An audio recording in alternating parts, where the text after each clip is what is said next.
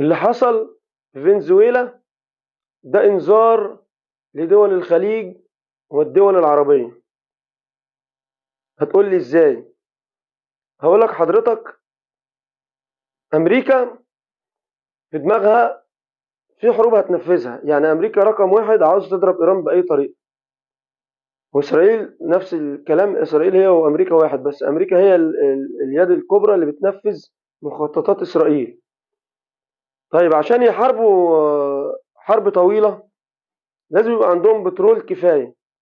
فدول الخليج وبالذات السعودية عاملة ضغط على أمريكا من خلال البترول.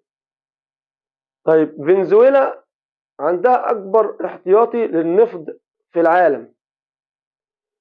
فأنا لما أحط إيدي على النفط بتاع فنزويلا هيبقى عندي نفط أكبر بكتير من النفط اللي بيجي من الخليج، وأفضل وأكبر بكتير في الحجم من اللي بيجي من السعودية.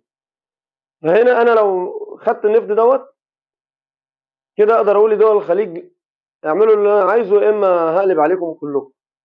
وهيقلب على السعودية أول حاجة. فالسعودية دلوقتي في مأزق، ودول الخليج في مأزق، والدول العربية عموما طبعا معروفة مشتتة في الحروب اللي هي فيها وفي النزاعات.